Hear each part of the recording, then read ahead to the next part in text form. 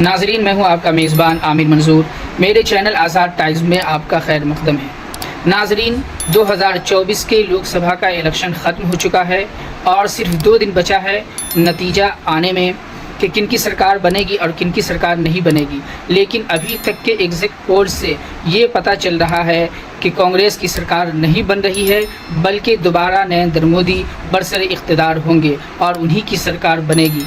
तमाम exit poll तकरीबन यही बतला रही है कि नरेंद्र मोदी तीसरी मर्तबा प्रधानमंत्री बन चुके हैं।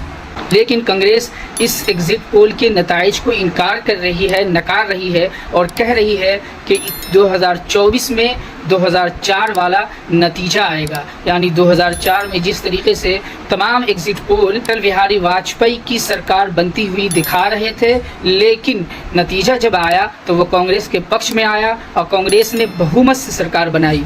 तो इस मरतबा भी कांग्रेस ये दावा कर रही है कि 2024 में 2004 वाला नतीजा ही आएगा। चाहे एग्जिट पोल जो भी कुछ कह ले, लेकिन कांग्रेस की ही सरकार बनेगी। लेकिन तमाम एग्जिट पोल से ये साबित हो रहा है कि नरेंद्र मोदी तीसरी मर्तबा प्रधानमंत्री बन रहे हैं। चलिए नाजरीन, हम सुनते हैं कांग्रेस जो कॉन्फ्रेंस कर रही है उसमें क्या क्या दावा कर रही है और किस उम्मीद और हौसले के साथ वो ये कह रही है।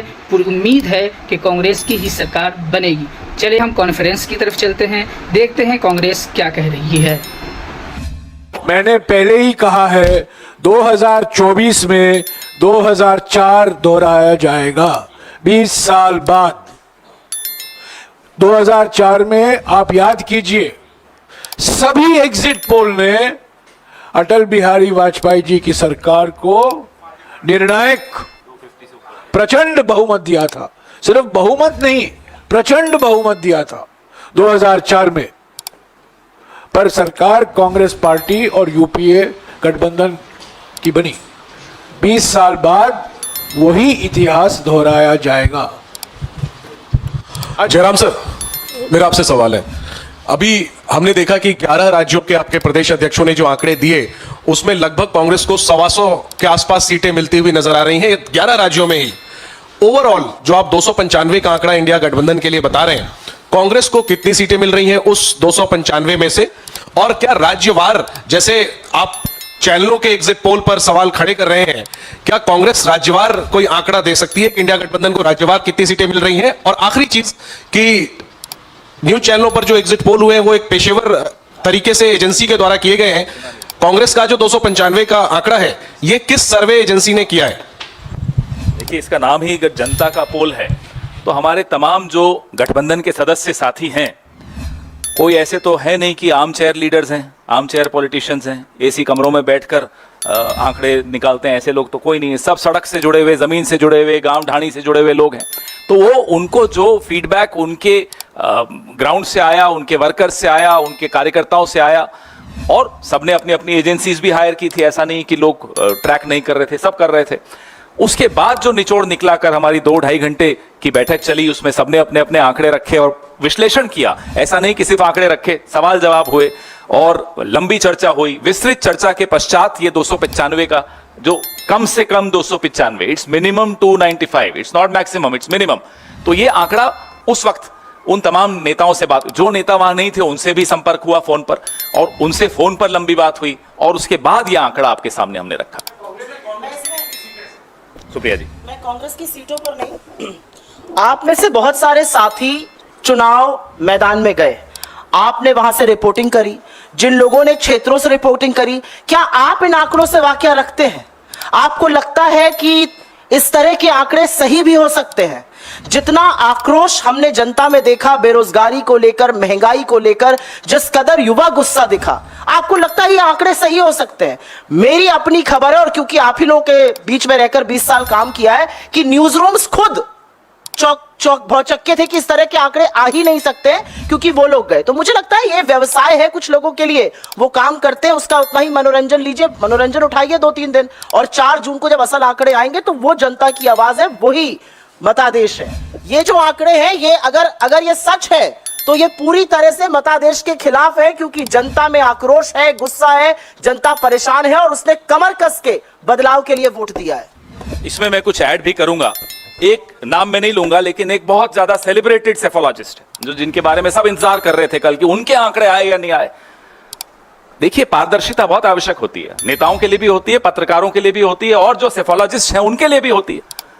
वो दरअसल काम भारतीय जनता पार्टी के लिए करते हैं, उनके पेरोल्स पर हैं, उनसे पैसे लेकर काम करते हैं, और पहला आंकड़ा उन्हीं को, जो भी उनकी फाइंडिंग होती है, पहले अमित शाह जी और पीयूष गोयल जी के सामने रखते हैं। अब ये आंकड़े वहां से आए, टेलीविजन के माध्यम से जनता में फैलाए जाए, किसके थ्रू किया जा रहा है? एक ऐसी एजेंसी के थ्रू, एक ऐसे व्यक्ति के थ्रू जो कि full time Bharatiya Janata party के लिए काम करते हैं। उससे पहले उनकी प्रिंटिंग प्रेस थी कहीं मध्य प्रदेश में। तो ये सब बातें पारदर्शी तरीके से लोगों के सामने आनी चाहिए। ये सट्टा बाजार को इन्फ्लुएंस करना चाहते हो आप, चलिए कमा लीजिए 1-2 दिन। आप मंडे को शेयर मार्केट को इन्फ्लुएंस करना चाहते हो, चलिए मंडे को आप वो भी कमा लीजिए। आपके जो टेम्पो वाले दोस्त हैं उनको कमाना है, उनको कमाने लीजिए। लेकिन अगर आप कुछ और षड्यंत्र रच रहे हैं, if there is a conspiracy you are hatching and you are trying to legitimize that conspiracy through these आंकड़ास, then I am sorry the country is watching you। ये षड्यंत्र को आप एक जामा पहना रहे हैं कि नहीं साहब देखिए माहौल बन गया। ये माहौल क्यों बनाया जा रहा है, ये सवाल आज पूरा देश जानना चाहता है। सर एक मिनट। हाँ सर, जिन राज्यों में एग्जिट पोल्स में बीजेपी को क्लीन स्वीप मिला है, मध्य प्रदेश, दिल्ली, उत्तराखंड, कोई खास वजह थी कि उनके कोई भी लीडर नहीं जुड़े? सर वो सब दौरे में है यार, सर, सारे लीडर्स की बात थी। इलेक्शन चल रहा हो वहां तो अब हाँ बिल्कुल, बहुत सही बात। जहां 1-1.5 करोड़ वोट बढ़ जाएं, वो सवाल नहीं पूछ रहे आप। 2.5 करोड़, जहां 10 लाख ईवीएम्स मिसिंग है, वो सवाल नहीं पूछ रहे, वो कॉन्स्पिरेसी नहीं दिख रही। जहां वो जिसको आप माई पोल एग्जिस्ट जो भी नाम है उसका, वो बीजेपी का कार्यकर्ता समझ लीजिए, वो सवाल नहीं पूछ रहे आप। यार कमाल कर रहे हो। 2.5 crore. Jairam sir, one question about what the concern you have raised to the ECIs, that the Home Minister is making calls to 150 DMs. Now the ECI has responded to it, and they have also asked the detailed information from your side, and they have said that no DM has mentioned about any such kind of influence being made by some of the person which is being there in the power. ये सब मनोवैज्ञानिक खेल है। निवर्तमान गृह मंत्री DM और collector से बात करते हैं 150, प्रधानमंत्री अफसरों को बुलाते हैं और 100 दिन का प्लान के बारे में बात करते हैं। निवर्तमान प्रधानमंत्री हैं। पहला ऐसा कभी नहीं हुआ है कि चुनाव के नतीजे के 2 दिन पहले प्रधानमंत्री, मैंने भी कई प्रधानमंत्री देखे हैं, कई प्रधानमंत्री के साथ मैंने भी काम किया है, ऐसा कभी नहीं हुआ है कि चुनाव के 2 दिन पहले मीटिंग बुला रहे हैं कि 100 दिन में हम क्या करेंगे। ऐसा कभी नहीं हुआ है।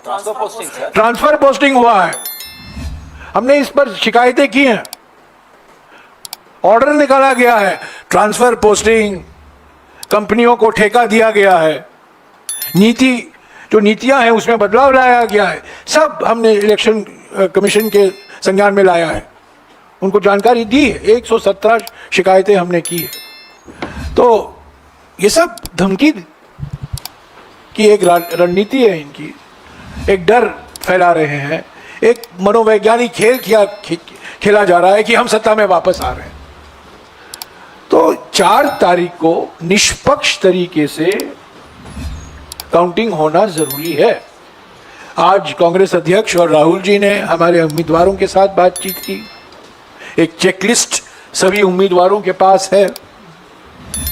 आज सुबह हमारे कोषाध्यक्ष ने एक मुद्दा उठाया काउंटिंग एजेंट को लेकर, और इलेक्शन आयोग से कुछ ही समय के अंदर एक स्पष्टीकरण भी आया। पर सवाल यह है कि शक कैसे पैदा हुआ। जो हमारे ट्रेजरर अजय माकन ने मुद्दा उठाया था वो सही था, अगर वो नहीं उठाए होते तो ये स्पष्टीकरण भी नहीं आता।